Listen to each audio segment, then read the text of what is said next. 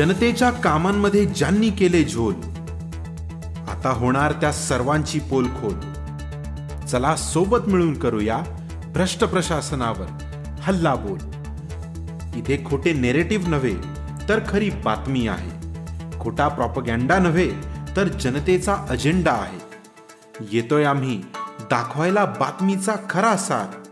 सत्याचा शोध घ्यायला तुम्ही आहात का तयार?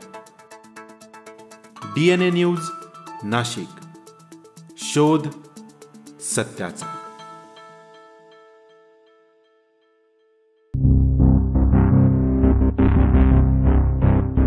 वाढत्या शहरीकरणामुळे आरोग्य सुविधांचं अंतर वाढतंय.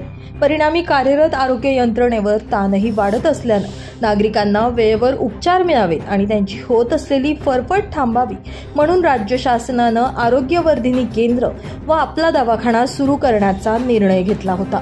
मात्र नाशिकमध्ये अद्यापही या केंद्रांचं काम पूर्ण झालं नाहीये. याचीच गांभीर्यानं दखल घेत महापालिकेच्या आरोग्यवर्धिनीचा प्रश्न विधिमंडळात गाजला आणि नाशिक महापालिका प्रशासनाला खडबडून जाग आली.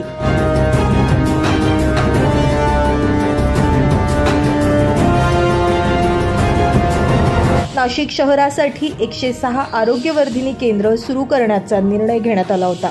मात्र आतापर्यंत केवळ 47 केंद्र सुरू झाली असून यातील अनेक केंद्र ही मनुष्यबळाअभावी अर्धवट अवस्थेत बघायला मिळत आहे. यामुळे 15व्या वित्त आयोगामधून केंद्र शासनाच्या या योजनेबाबत आणि महापालिका प्रशासनाच्या दुर्लक्षाविषयी आमदार सीमा हिरे यांनी विधिमंडळामध्ये लक्षवेधी मांडली आणि आरोग्यवर्धिनी केंद्राच्या दिरंगाईविषयी महापालिकेला जाब विचारला. निधी असूनही गेल्या 2 वर्षांपासून केंद्रांचं लोकार्पण केलं गेलं नाहीये.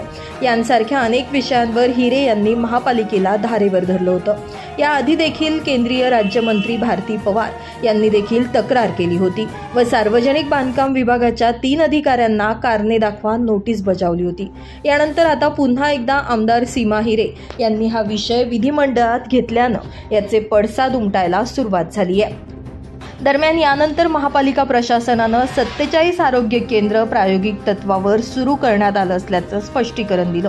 मात्र 47 पैकी अनेक केंद्र ही आजही अपुऱ्या मनुष्यबळाअभावी बंद अवस्थेत आहेत. 106 पैकी पहिलं केंद्र हे चुंचाळे शिवारात सुरू करण्यात आलं असून डॉक्टर, स्टाफ, नर्स, आरोग्य सेवक या ठिकाणी उपलब्ध करून देण्यात आले. मात्र इतर केंद्रांचं काय असा प्रश्न उपस्थित झालाय. दरम्यान याबाबत स्पष्टीकरण देताना महापालिका मुख्य आरोग्य अधिकारी यांनी 30 आरोग्यवर्धिनी केंद्र आणि 16 ठिकाणी आपला दवाखाना लवकरच सुरू करण्यात येणार असून आरोग्यवर्धिनीसाठी महापालिकेच्या बांधकाम विभागानं जागा उपलब्ध करून दिली आहे. तर आपला दवाखान्यासाठी भाडे तत्वावर जागा घेण्यात येणार असल्याचं सांगितलं आहे. यामुळे आता महापालिका जागा भाडे तत्वावर कुणाच्या फायद्यासाठी घेते असा देखील प्रश्न उपस्थित केला जातोय. प्रत्यक्षात आरोग्यवर्धिनी केंद्र आणि आपला दवाखाना कधी सुरू होणार आणि नागरिकांची होत असलेली ही फरफट कधी थांबणार हे बघणं आता यामुळे महत्त्वाचं ठरणार आहे. Bureau report, DNA Nashik news, Nashik.